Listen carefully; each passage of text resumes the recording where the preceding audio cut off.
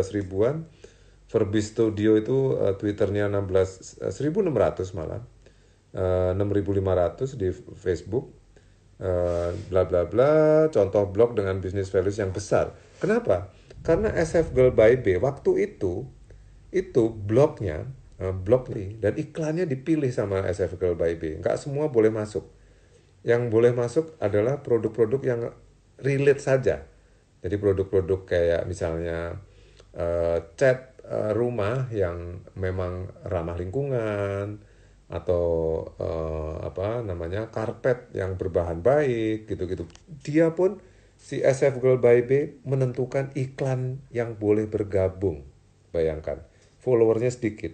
Jadi nggak apa-apa follower sedikit, nggak usah jadi follower banyak gitu ya.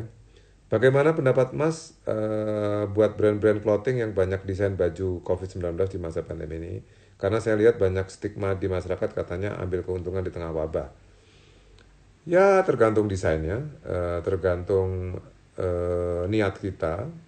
Memang jangan kalau niat kita hanya untuk memanfaatkan tapi kehilangan kejujuran, itu sangat berbahaya ya. Transmedia storytelling penting banget. Nah, be authentic, be real, be relevant, membuat sebuah konten memiliki trust, apalagi ketika dengan generous, selalu sharing. Saya sangat percaya ini, makanya saya ditanya, kenapa sharing buku? Ya ini tadi mungkin. Karena ini yang saya yakini, selalu sharing sesuatu yang bermanfaat. SF Girl by B dan Verbis Studio hanyalah contoh kekuatan sebuah kualitas konten yang dahsyat. Jadi dia rajin sekali, dia sharing dari dulu hingga sekarang. Mas, bikin podcast personal dong. Wah, boleh juga nih. Nanti saya cari waktunya. Nah, ini cara saya menggambar yang paling seneng nih. Saya sebenarnya banyak menggambar tokoh-tokoh musisi, dan mungkin kalau teman-teman mampir di Filosofi Kopi, di Melawe, di Jogja, even di Semarang, banyak sekali gambar-gambar saya yang menggambar idola saya nih, siapa namanya, Ziggy Stardust, David Bowie, Elvis, ataupun Morrissey. Mirip ya, mudah-mudahan mirip. Masih bias, apa yang masih bias tadi? Oke.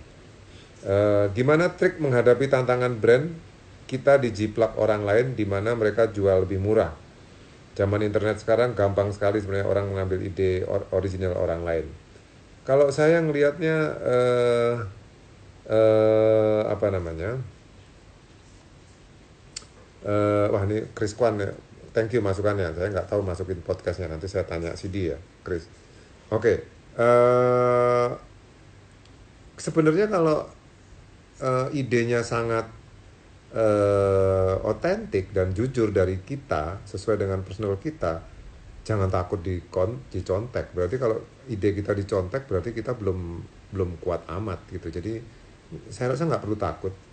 Kami, contoh ya, saya, Mas Yakob, almarhum Glenn, Mas Lance, Mas Wendy, Mas Mario bikin M-Block, kita malah bilang silakan dicontek, silakan karena kalau memang baik, nggak apa-apa, karena untuk tujuan baik ya nggak apa-apa juga ya. Jadi saya rasa nggak perlu takut untuk dicontek. Mas Klimis nih, banyak belajar dari video YouTube Brand Gardener, Mas Handoko ngobrol brand sama pelaku industri. Wah, ini dulu sekali nih, thank you. Salam dari Tasikmalaya.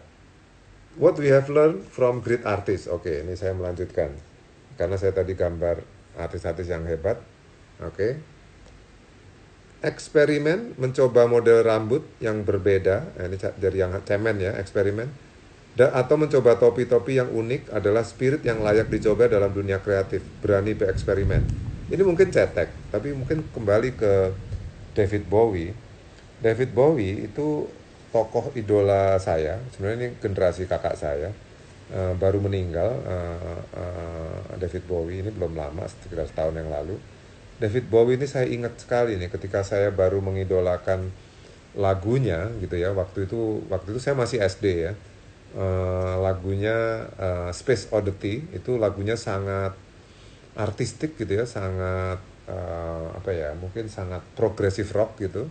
Tapi tiba-tiba nggak lama kemudian dia masuk ke zaman musiknya sangat new wave, sangat techno gitu, yang ketika saya mendengarkan waktu itu langsung kayak lompat gitu dan kecepatan gitu ya. Tapi itu justru membuat seorang David Bowie itu bisa bertahan hingga kini. Karena dia orang yang berani sekali bereksperimen.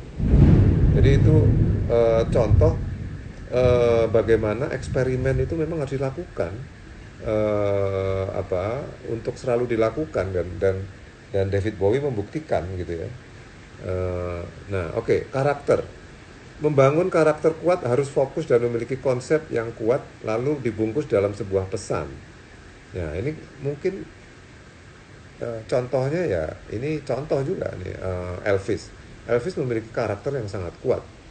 Musik rock and roll, sampai bajunya itu ya dia rancang bak seorang king ya, king of pop gitu ya, atau sebelum eranya Michael Jackson kan kingnya adalah dia gitu ya. Dan dilanjutkan oleh Michael Jackson gitu, itu karena dia berhasil membangun karakter. Oke, signature, era personal branding dan branding membuat sebuah signature perlu dibangun sehingga kita dikenali, dan akan lebih baik lagi kita dikenali karena berhasil membangun makna. Jadi karakter signature juga sangat penting. Ini mungkin juga bisa jadi contoh nih, Morrissey dengan The Smith dulu ya, bandnya ya. Terus ini ada yang komen ya, Mas buka M-Block di Bandung. Om, jangan dipanggil Om saya, masih muda saya. Oke, mudah-mudahan, amin amin, kita akan buka di Bandung. Yes, ini berikutnya ada gambar yang akhirnya menjadi, yang dulunya jadi cover buku Brand Gardener saya. Ada pohon ide, pohon pensil, pohon pensil. Di sini saya mau, ini mungkin terakhir